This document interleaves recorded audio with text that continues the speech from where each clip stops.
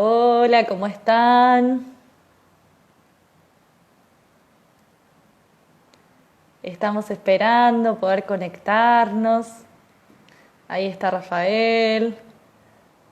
Ahí, no, acá. Ahí Rafael. A ver si nos podemos conectar. Hola. Hola, Rafael, ¿cómo estás?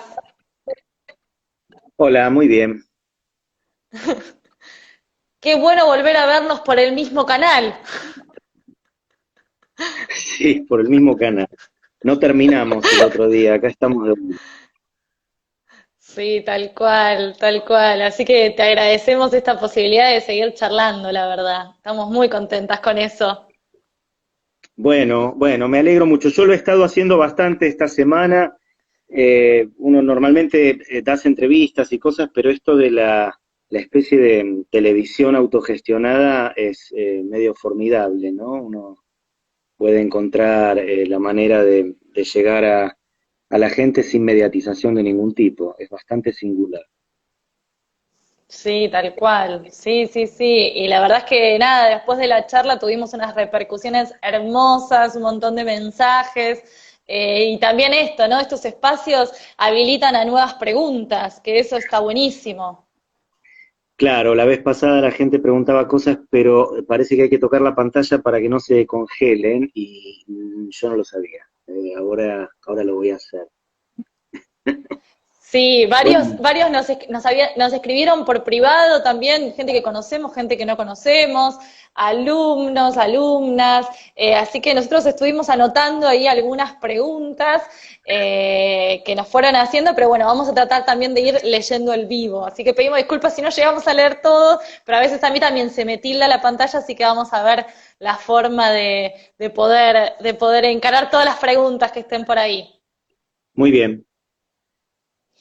Bueno, una pregunta que recibimos, Rafael, era ¿qué cosas están entrando en crisis en esta cuarentena en relación al teatro y al arte, ¿no? Que era un poco lo que estuvimos hablando al cierre de la charla anterior, ¿no? Estas cosas que están cambiando tanto y tan rápido. Sí, preguntémonos qué cambió en una semana, por ejemplo, ¿no? En una semana más bien cambió una sensación. Uno podría pensar que esta situación se puede sostener y es lúdica en la medida en que sea un paréntesis más o menos acotado y mientras uno tenga que comer en la alacena, ¿no? Cuando esto empieza a sentirse ya como algo más permanente, porque decir ahora junio, septiembre o 2022 es más o menos lo mismo, ¿no? Entonces, también cambian ahí las intuiciones, porque no sabemos nada, nadie sabe nada de cómo se va a reordenar económicamente el funcionamiento de las sociedades y por lo tanto mucho menos el de las producciones de productos culturales. La relación con el arte y con el teatro yo creo que no cambian, no van a cambiar porque el ser humano sigue teniendo las mismas necesidades y demás, pero sí que es preocupante, lo era ya la semana pasada y esta semana se está definiendo un poco más claro, sobre todo por lo que está pasando en otras latitudes, ¿no? Hoy hablaba con un autor amigo en Alemania, con quienes estamos tratando de crear una pieza online, que es una especie de ejercicio lúdico y muy liberador, por otro lado, pero también la sensación en los países culturalmente ricos es que los estados fuertes que están pudiendo sostener esta avalancha van a declararse en estado de economía de guerra los próximos 2, 3 o 5 años. Esto quiere decir que es muy probable que incluso en aquellos países donde, por ejemplo, el teatro es una cuestión de Estado muy importante, qué sé yo, Berlín cuenta con, no sé, 8 o 10 teatros públicos, es bastante probable que decidan que con 1 o 2 teatros públicos estamos bien y el resto a lo mejor siga un camino parecido al que se está ensayando ahora, que suban materiales virtuales, que sean accesibles pero gratuitos. Y quiero decir, es muy probable que este apoyo económico que los estados ahora están dando directamente al bolsillo de los ciudadanos, al menos en Sí. Alemania, en Suecia es así, se están dando subsidios para que la gente que no puede trabajar no deje de comer. ¿Será la cultura en ese sentido una prioridad? Entonces se abren dos respuestas posibles. Una, la más pesimista, es que la vamos a pasar muy mal todos los que trabajamos de esto, que tiene que ver además con el contacto directo. La otra es muy optimista, y es que nunca en la historia del globo se ha sentido con tanta presencia un vuelco hacia el arte como en este momento. Es decir, los museos Sin cuelgan duda.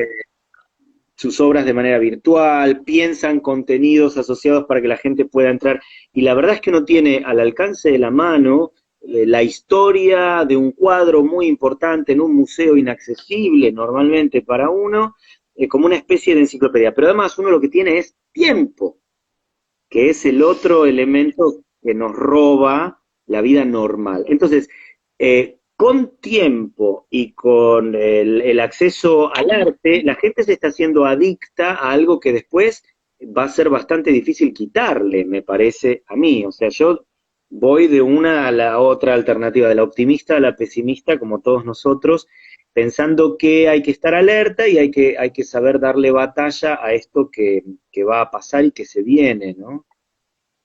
Sí, tal cual. Además eso, hay como mucha necesidad de ficción, ¿no? En este momento.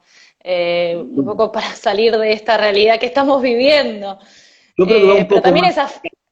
creo que va un poco más allá de la necesidad de ficción. Pasa también por una especie de certidumbre.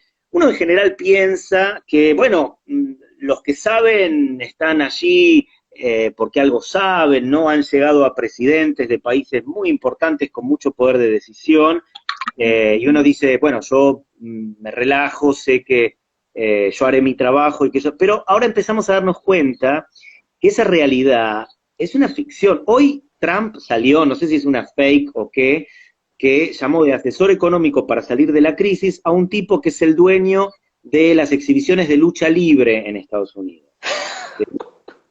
Y que es verdad o no, pero que planean alquilar una isla para hacer así, que consideraron a la lucha libre entre las actividades de primera necesidad, porque la gente parece que consume eso en Estados Unidos. Entonces digo, lo que quiero decir es que si esa es la realidad ya es una ficción. Entonces, que se dejen de joder, déjennos hacer a nosotros el trabajo de la ficción y pónganse las pilas. Es muy raro que, bueno, pero ya sabemos, hay gobiernos y gobiernos, ¿no?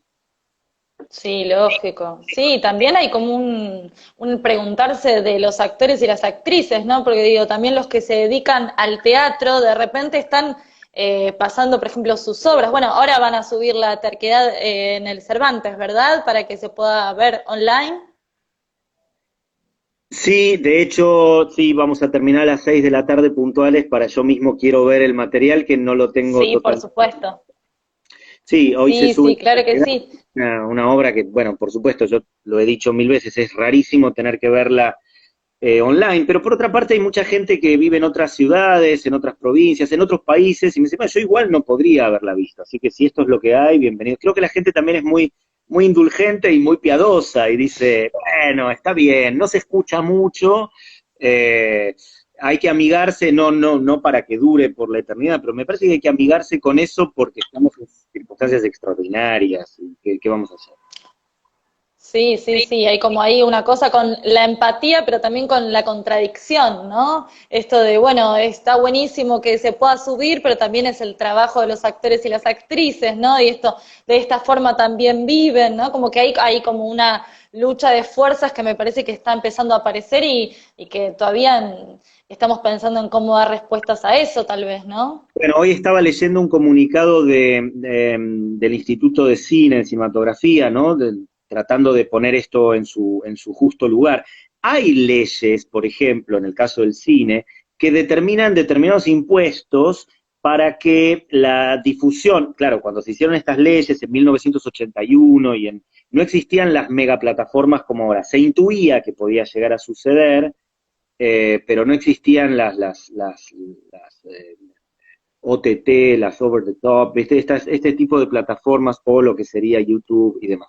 Y hay, las Sí. leyes están ya redactadas para que una parte de eso que es cobrado como impuesto al tipo que logra un lucro de la actividad que está realizando, tenga que pagar un impuesto, una especie de canon, y que ese canon sea reutilizado en forma de producción o que vuelva a los actores o a los ejecutores de ese tipo de...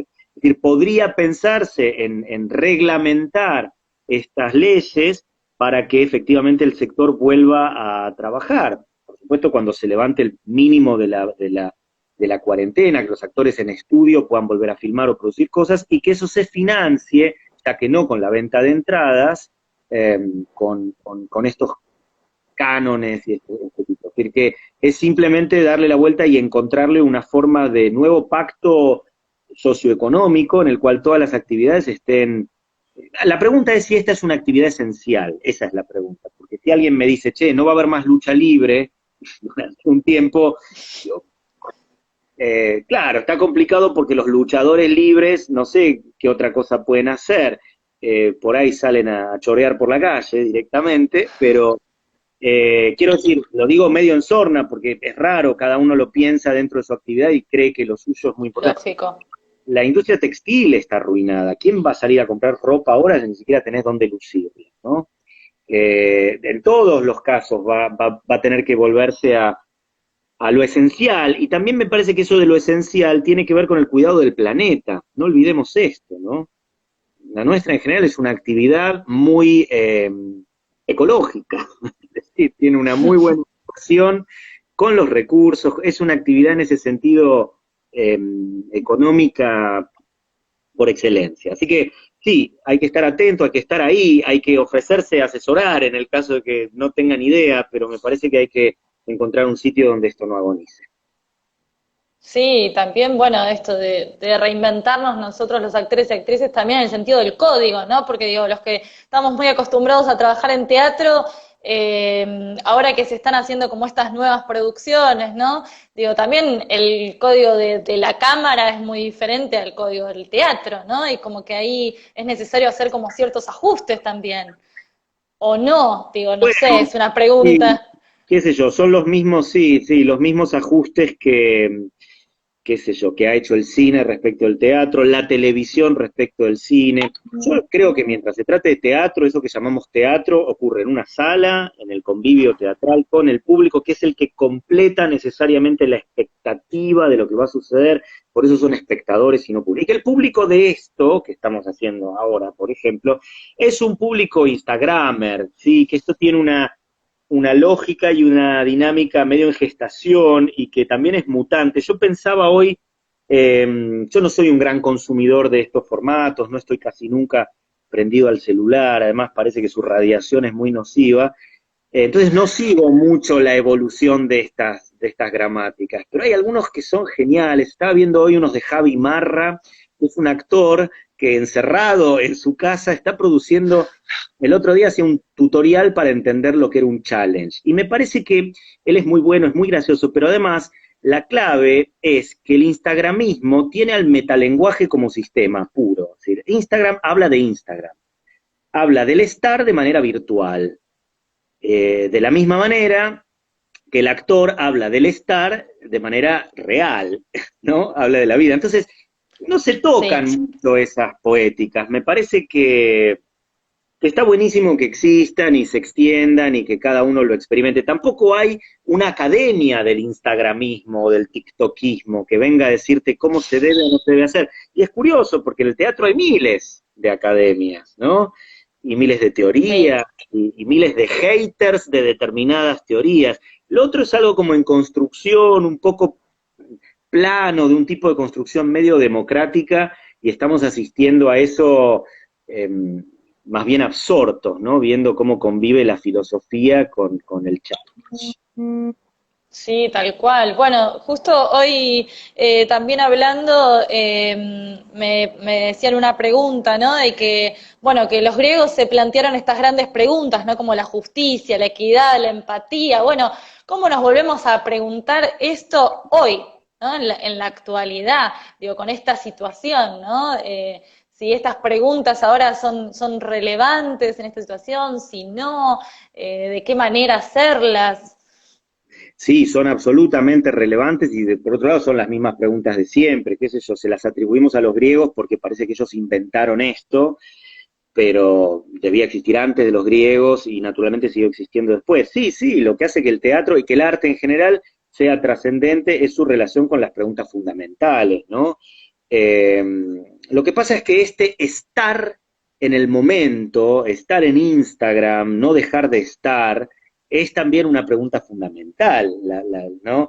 Hay que ser o Sí. parecer, hay que estar o hay que filmarse, ¿no? Esta es una pregunta que trajo la virtualidad a nuestro menú de preguntas y está muy bien que se formule. Son dos cosas distintas y nadie va a ir a buscar en un sketch de 1 minuto 40 lo que va a buscar en Eurípides. Entonces, no, bueno, vaya, no hay problema. Sí, sí, sí, hay algo ahí de la inmediatez también, ¿no? Que está sucediendo, que digo, bueno, que eso también tiene que ver con, el teatro tiene sus procesos y sus tiempos, y digo, bueno, ahora también está esto de la inmediatez que ya estaba pasando, digo, más allá de la cuarentena. Digo, que por ahí Sí, el teatro también es como, sigue siendo como un espacio de resistencia de eso, ¿no? el teatro es un espacio práctico de humanidad, de humanismo. No hay otra cosa que encontrar en el teatro que humanos fingiendo otras cosas. Digo, porque hay otros mecanismos narrativos, la novela, el cine es luz en movimiento, ¿no? Digo, su materialidad. La materialidad del teatro es siempre humana, por lo tanto, todo planteo teatral tiene que ver con lo humano y no hay forma de sustraerse de eso. Por eso, insisto, estas experiencias del teatro filmado son confusas. Uno lo que ve es una información, un registro sobre una pieza, pero no asiste a la humanidad de la pieza. Incluso uno se pone crítico del tipo de plano, de cómo se ve y demás, que es algo que te pones así simplemente porque lo comparas con otras gramáticas más elaboradas, la del cine, más medidas, más estudiadas, y ahí sentís que la pieza está fallando, ¿no? Si estuvieras en el teatro no te harías esa pregunta, te harías preguntas por lo estrictamente humano. ¿Mm? Sí, tal cual, tal cual. Acá tengo de mi machete escrito, así que me voy a fijar las preguntas que me Preguntas, mandaron. pero no contestamos a ninguna. Alguien dice, ¿el teatro filmado es teatro, Rafa? No, es teatro filmado. Después Que habían, a ver, también sí, voy a buscar, voy a hacer lo mismo que vos, así no nos perdemos las es que yo cuando preguntas. lo hago se me despliega un teclado como si quisiera escribir, no sé si lo puedo Ah, explicar. tenés que volver atrás y apretar más arriba. No, me estás pidiendo mucho. Muchas cosas, ¿no es cierto? Yo porque ya vengo jugando a esto de ser entrevistadora ya hace un tiempo, entonces estoy ahí canchera. Tengo que Bueno, llevarle esto como currículum a Patagonic. tal cual, tal cual. Ojalá pueda hacer la competencia de Ana Cacopardo, por ejemplo, me encantaría, pero bueno, parece que estoy un poco lejos todavía. Bueno, no sé de qué estás hablando, pero sigamos. Bueno, acá me habían preguntaban también esto, ¿no? ¿Qué sucede con los derechos de autor? Que bueno, un poco es lo que estábamos hablando. Y también me preguntaban esto de qué pasa con esto de lo masivo y el grupo reducido, ¿no? Esto de que el teatro que estaba siendo para unos pocos, de repente esta masividad, qué brechas romperá, ¿no? Esto. Bueno, mira, es curioso, porque, claro, el teatro nunca es masivo, es estrictamente no masivo. Está bien que a veces se hace para salas más grandes, yo vengo insistiendo mucho con esto, cuanto más grande la sala y mayor la diversidad en la constitución de la gente que viene a consumir ese producto cultural, casi siempre lo que sucede es un apetito por satisfacer un apetito masivo que uno desconoce, ¿no? Entonces dice, bueno, parece que a la gente le está gustando más esto que lo otro, vamos por este camino. Entonces, cuando uno tiene en cuenta lo masivo, siempre se confunde, siempre termina, bueno, qué sé yo, cayendo en fórmulas más o menos, yo decía el otro día, no me acuerdo dónde, en el teatro comercial, por ejemplo, donde se ponen más de 5 actores en escena, casi exclusivamente esto sucede en el musical, ¿no? Donde, bueno, para Sí, hacer una coreografía decente a los ojos del espectador tiene que haber que son 20 bailarines, entonces claro, cada uno va a cobrar menos porque son muchos y la entrada va a ser más cara porque son muchos, etcétera, etcétera. Entonces, ¿y cuál es el contenido? En general el contenido del musical es puramente formal en sí mismo, es es como una especie de receta más o menos repetible de algo con colores y movimientos, más allá del talento particular de quienes lo hagan. En cambio, el teatro no se caracteriza tanto por esa voluntad de satisfacer un gusto. Está siempre inventándose, descubriendo de qué no está hablando una comunidad de sentido, por dónde puede abrir una brecha para que entre algo incómodo a veces. No siempre el teatro, casi nunca el teatro busca complacer. Entonces, es medio enemigo esta idea de masividad. Claro, luego lo que sucede es que algunos directores se hacen muy reconocidos por hacer esto y hacerlo muy bien, y entonces mucha gente va porque quiere verlo. También existe eso, ¿no? El sello que te permite agrandar cada vez más la cantidad de público que va a ver cosas y están buenísimas. Pero la idea per se de dirigirse a más gente toda al mismo tiempo a mí me parece nociva en teatro. Siempre me parece confusa. Ojalá ocurriera de manera natural, pero cuando uno lo busca es como complicado. Eh, Uno empieza a tener en cuenta nociones curiosas, ¿no? Por ejemplo, duración. Bueno, ningún espectáculo puede durar más de 1 hora 10, porque el público en general no puede mantener la atención más de ese tiempo. Sí, pero ¿de qué atención estamos hablando? ¿Estamos hablando de la atención del hombre del Renacimiento o estamos hablando de la atención de un contemporáneo que es capaz de mantener una charla en el celular mientras googlea algo y mira la televisión al mismo tiempo, ¿no? Y tiene ya una atención dividida, hay una suerte de atención completamente diferente, para la cual a veces el teatro se le torna lento, o moroso, o poco activo, poco interesante, porque ha quedado casi como una especie de escultura de roca frente a una liquidez mucho más inmediata del mundo en el que se vive. Son todas preguntas que se venían ya formulando en las últimas décadas, que encontraron quizás su epítome en la discusión de postdramático o dramático y que ahora ya ha quedado completamente de modé, ¿no? Pandemia mediante. Sí, sí, tal cual, tal cual. Acá me preguntaban, bueno, algo más que tiene que ver con tu trabajo es cómo realizás vos el proceso creativo, ¿no? Cuando empezás a escribir tus obras, cómo solés trabajarlo esto, si cada vez es distinto. Sí, yo soy muy caótico, diría cada vez es distinto. Tiene muchas veces que ver con el tipo de encargo. Yo últimamente mm, tengo mis deseos de escritura, pero casi siempre hasta que este deseo no coincide con un encargo, no lo puedo encarar porque económicamente no me es viable. Entonces digo, yo justo tenía acá reunidas unas ideas, unas imágenes, como dice mi maestro Mauricio Cartum, uno es una especie de cartonero, ¿no? Va recogiendo imágenes como basura, uno no sabe muy bien para qué va a usar este cuerito usado que encontró en la calle, entonces uno empieza a acumular estas imágenes, ideas, frases sueltas, títulos inquietantes que por algún motivo te seducen y no sabes por qué, y en el momento de que esto ocurre, bueno, en mi caso un encargo puntual, digo, a ver, me parece que me están pidiendo una obra sobre, qué sé yo, los adelantos en el campo de la medicina, pero yo tenía una cosa que era sobre las lenguas artificiales y me parece que voy a hacer que las dos sean una. Me estoy refiriendo a la terquedad, concretamente. Era un encargo para hablar en una bienal en Frankfurt de por qué había tantos adelantos técnicos para la medicina, estoy hablando del 2008, Sí, sí. no de ahora, por qué había tanto desarrollo de la medicina que permitía alargar la vida de las personas y había tan pocos adelantos técnicos en materia de moral o de ética. O sea, ¿por qué había tan pocos inventos para el alma y tantos para el cuerpo? Era la pregunta. Y yo ahí recordé que hacía mucho tiempo que quería escribir sobre este comisario valenciano que había inventado una lengua artificial y la donó al mundo pensando que este era un invento para poder entenderse mejor entre los pueblos. De ahí surgió el argumento profundo de la terquedad. No era lo que me pedían, pero era lo que yo quería escribir y todos salimos ganando.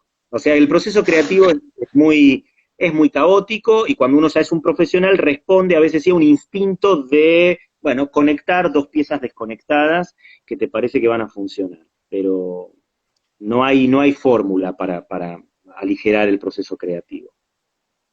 Y en relación a los pecados que vos escribiste de tus obras, ¿eso cómo surgió?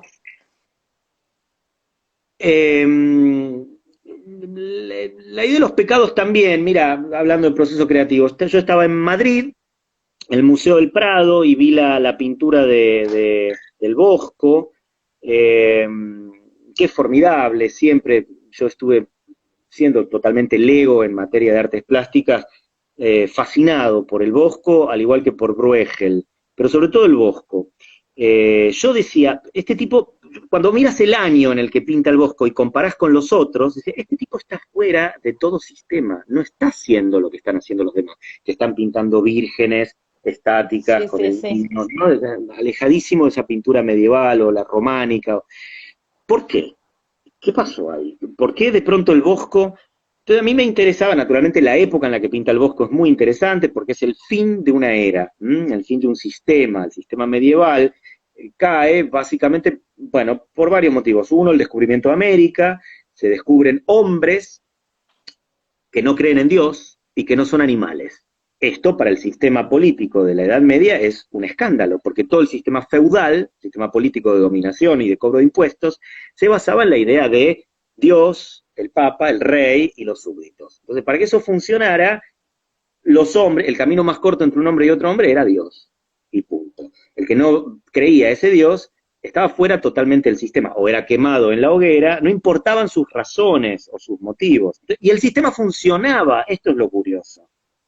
¿Qué quiere decir que el sistema funcionaba? Que cada cosa estaba en su lugar, el hereje es hereje y se lo quema, y la belleza es esta, es la Virgen pintada de determinada manera con el niño simbolizando determinada cosa y no otra.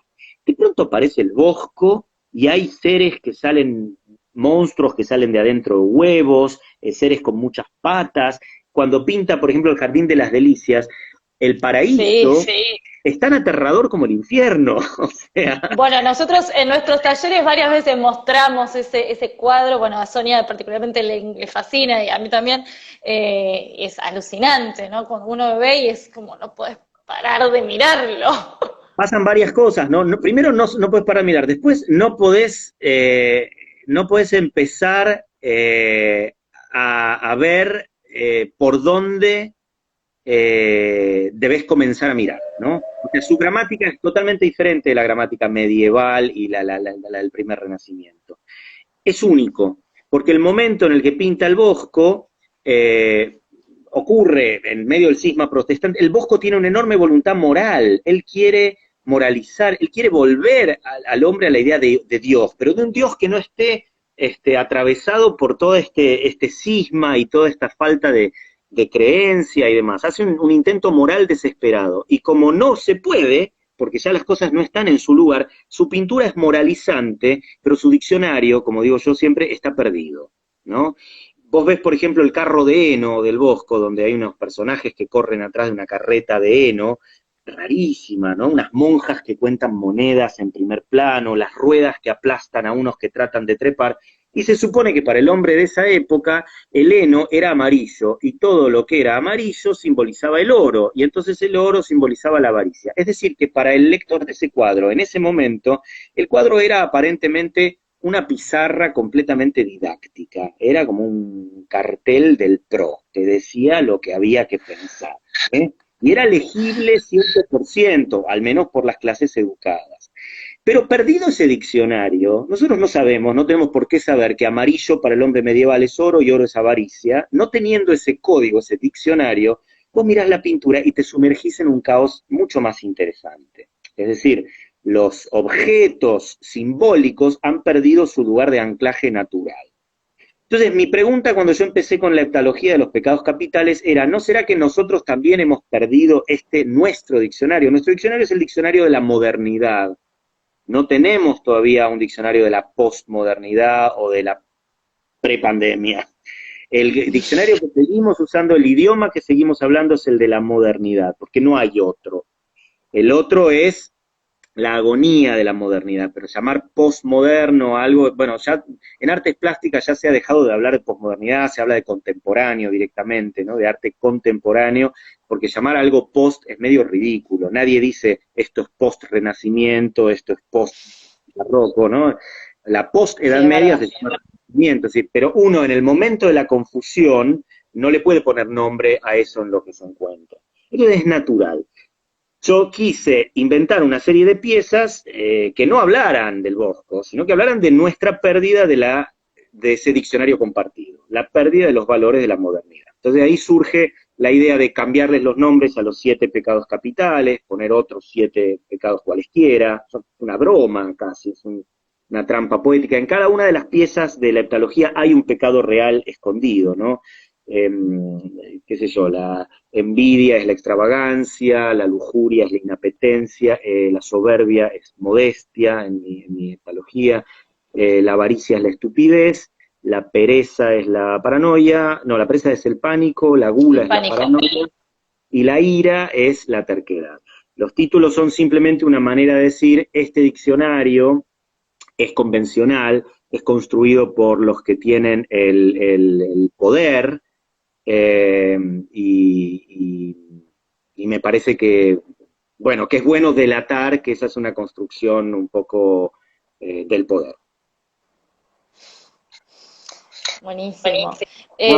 Hablo en Portugal, por lo menos aquí identifico una portuguesa que no sé qué estará entendiendo. Sí, sí, sí. La vez pasada leí también que había gente de Alemania también que había escuchado la charla. Estaba Mienten, escuchándote. lo ponen y se van a cocinar un Ponen un par de corazones y se van a cocinar. sí, Tal cual. Martín de Acá, bueno, Salvo, ¿qué está haciendo Martín de Salvo? ¿Cómo va a vender sus películas ahora? Bueno.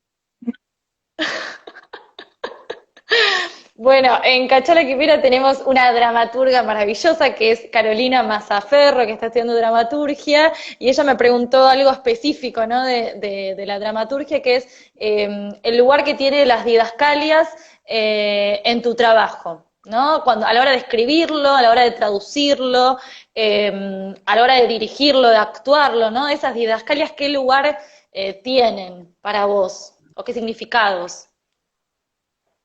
Bueno, aclaremos que el concepto de didascalia ya estaba en crisis naturalmente, ¿no? La didascalia son las Sí. aclaraciones, lo que no es parte del diálogo de los personajes.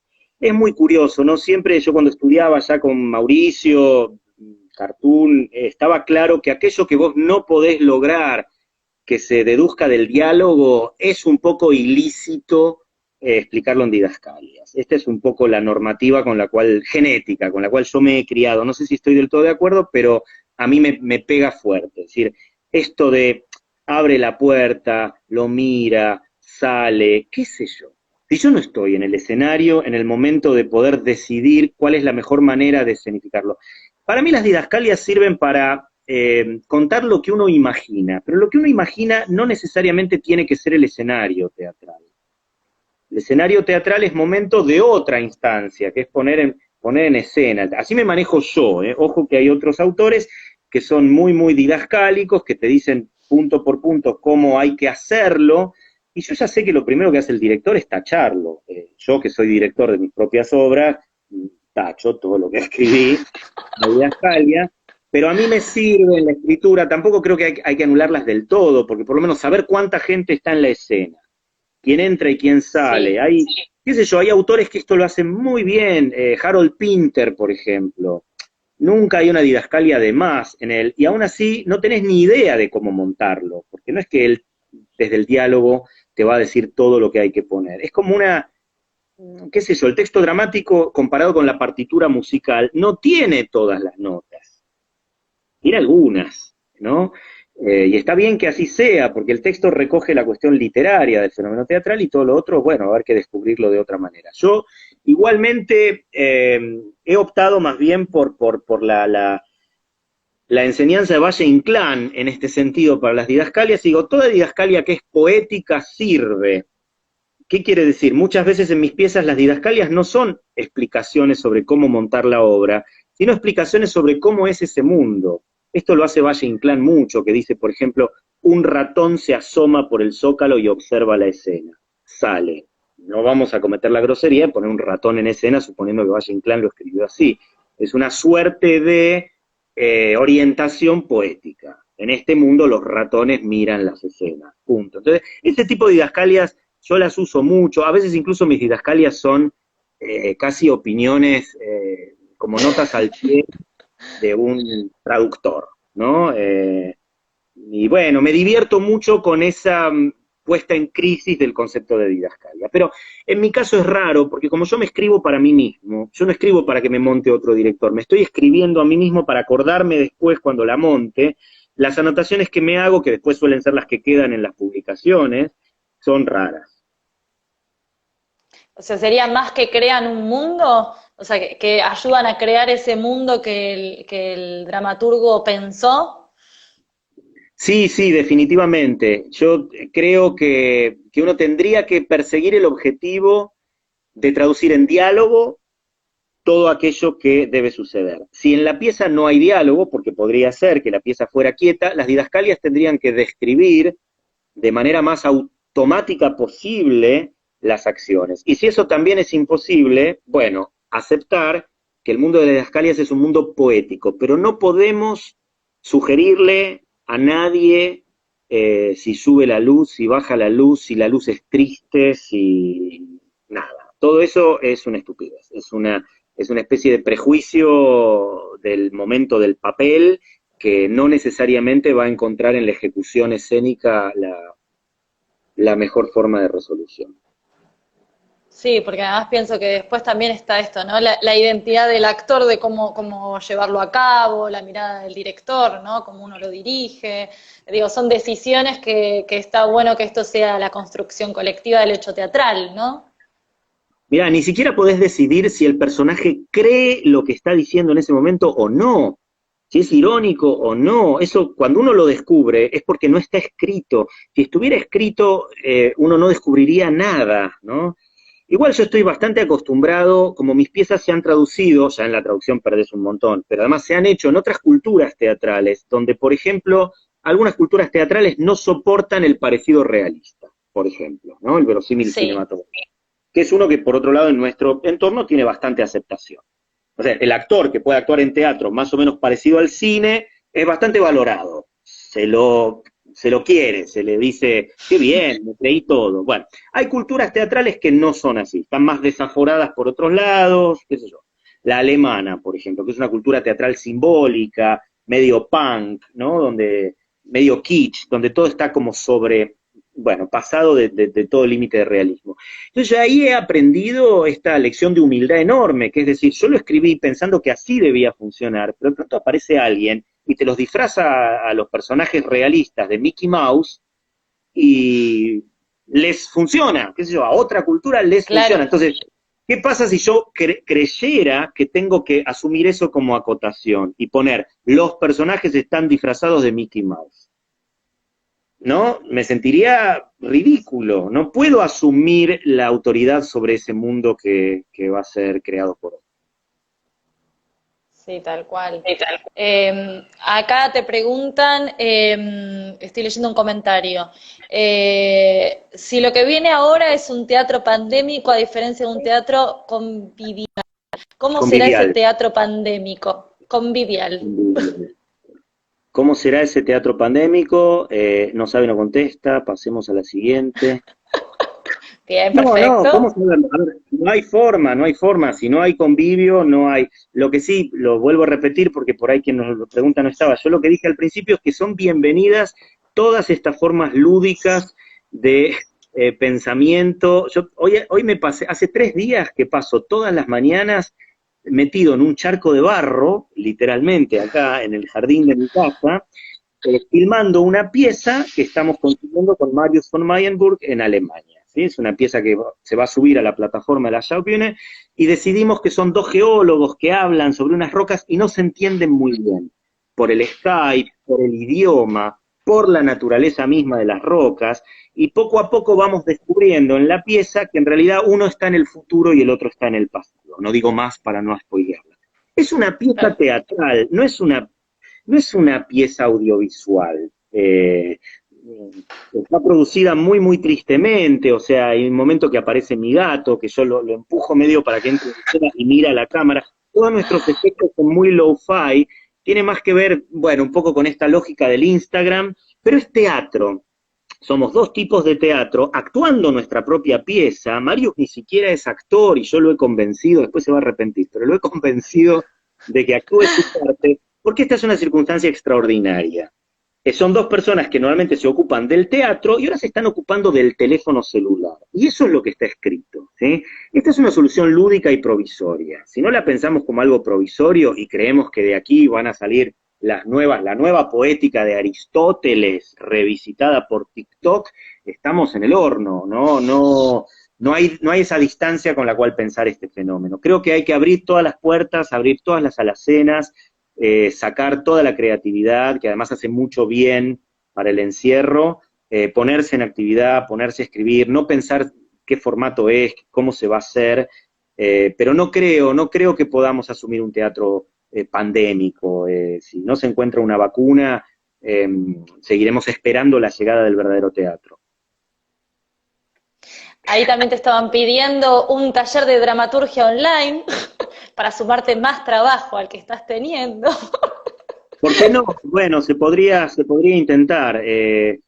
Se podría intentar. Yo la verdad es que doy talleres de dramaturgia, siempre son presenciales, ¿no? La gente, nada, hay que escucharse, hay que hablar en tiempo real, hay que entender qué era lo que quiso escribir el otro cuando escribió y por qué no funcionó y entonces cómo poder devolverlo. Se puede intentar. La verdad es que asumir un teórico en estas circunstancias es para mí por lo menos medio impensable, pero por ahí el viernes que viene te digo lo contrario. Es decir, insisto, yo sé que esto va a durar 2 años, bueno, igual me voy a tener que dedicar a esto, porque si no tampoco sé qué voy a vivir, pero Exacto. no lo sé, habría que hacer una encuesta y ver si vale la pena, cuánta gente estaría dispuesta, qué sé yo podría usar este tiempo para aprender idiomas de esta manera, aprender ruso, que es algo que me debo, y seguro que estaría fantástico, mi profesora del otro lado, yo aquí en tiempo real, y bah, pero teatro. Y estamos todos encontrando la forma, estamos buscando. Nadie me parece que tiene las respuestas todavía de eso. Pero bueno, serán Hay cosas para... Bueno, hay muchas cosas que sí se pueden hacer. Yo, por ejemplo, cuando daba clases en el UNA, que di muy poco tiempo clases allí, una pregunta recurrente entre los alumnos era ¿cuál sería el corpus contemporáneo? O sea, ¿de qué obras no deberíamos estar prescindiendo? Y por ahí ni siquiera sabemos que existen porque no están traducidas o no nos llegan, no sé. Eso me parecía interesante, decir que es un momento para esta pandemia, ¿no? Decir, bueno, ¿qué es eso? Leamos a Carol Churchill, a Martin Krimp, no sé, algunos autores, comentémoslo, qué hizo, qué estaba haciendo en el teatro, no sé, eso me parece que es lícito y que funciona, como si te dijera el análisis de ciertas piezas, más o menos recientes, pero la práctica de la escena se me está complicando, incluso Sí. la práctica de la escritura. Yo ahora voy a abrir unos talleres en Madrid, con una escuela de Madrid, lo que hago es seguimiento de obra, entonces la gente va a mandar los materiales, todos los talleristas los vamos a leer y una vez por semana nos reuniríamos a hacer devoluciones de los materiales. Pero bueno, ahí está bueno porque la gente necesita una semana de tiempo entre un encuentro y el siguiente para escribir, eh, y yo les diré lo que pienso sobre la obra, no hay mucho más secreto que ese, pero no es la manera habitual en la que doy clases. En la que uno trabaja, sí, sí, tal cual. Bueno, creo que toda la educación, ¿no? Nos estamos replanteando muchas cosas con respecto a eso. Digo, teatro sin duda, pero digo, la educación en sí, nos estamos haciendo muchas preguntas con respecto a eso.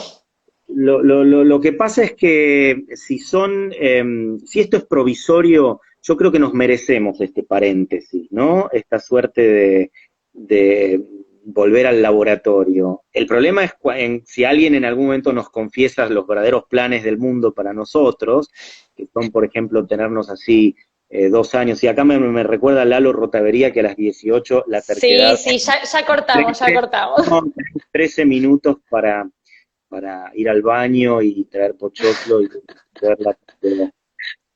Claro que sí, claro que sí. ¿Qué pregunta ahí? ¿Ensayar por Skype? No, ensayar no, pero pasar texto por Skype es extraordinario. Sí, es la mejor Sí, manera. nosotros lo hicimos, sí, sí. Es una forma de seguir conectado, No lo había hecho nunca, ¿no? estamos ensayando una obra de Daniel Veronese ahora, yo como actor, con Claudio Tolcachir y Mercedes Morán, y les digo, la verdad es que, ¿por qué no? Y nos volvemos al primer encuentro con el texto sabido, que es algo que nunca pudimos hacer. ¿Por qué no lo podemos hacer? Exacto. Sí, sí, sí, y bueno, y seguimos entrenando la escucha, que es lo que tiene estas redes, ¿no? Que cuando hablamos todos en Zoom o en estas cosas, bueno, se entrena mucho la escucha sin duda. Sí, sí, la escucha con interferencias se estrena sobre todo. Alguien pregunta, ¿y si Tal no es cual, provisorio? Bueno, si no es provisorio igual vamos a estar preocupados por otra cosa, por cultivar zanahorias, entonces no nos preocupemos por eso. tal cual. Bueno, Rafael, nada, ya falta poquito para que empiece la terquedad, no te queremos robar más tiempo. La verdad es que te queremos agradecer profundamente desde Cachara Quimera toda esta disponibilidad que tuviste con nosotras.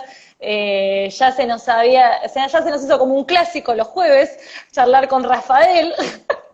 Y nos pareció eso, un espacio hermoso donde te agradecemos profundamente. Este espacio nos generó hacernos muchas preguntas, pensar un montón de cosas y siempre esto, ¿no? Hablar con un otro sobre lo que uno ama es enriquecedor. Así que te lo queremos agradecer profundamente. Yo les agradezco a ustedes la convocatoria, me parece muy inteligente de su parte mantener estos diálogos, que he visto que ha habido muchos en la semana y que sean recurrentes, porque a lo mejor la semana que viene nos encontramos y te digo todo lo contrario y estaría bueno que la gente se dé cuenta, ¿no? Sí, claro que sí. Podemos hacerlo cuando vos quieras. Los jueves a las 5 puede ser tuyo. Bueno, ya me dirás cuando se acumulen más preguntas y nos volvemos a chatear.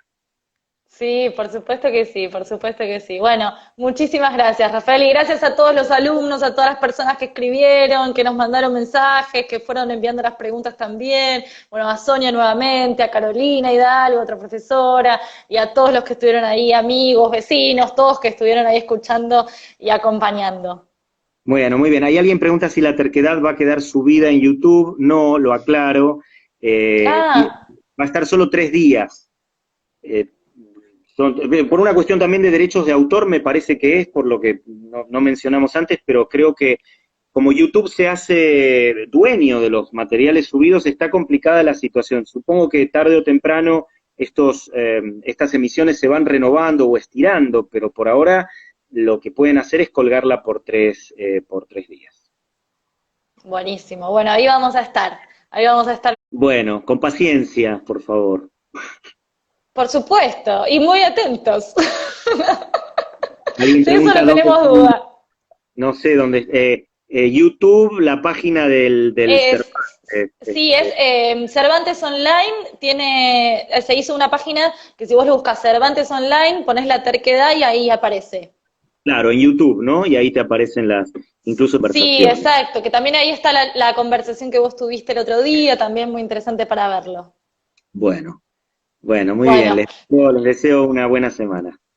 igualmente para vos y gracias nuevamente. Hasta luego. Un cariño, chau chau. Chao, chao.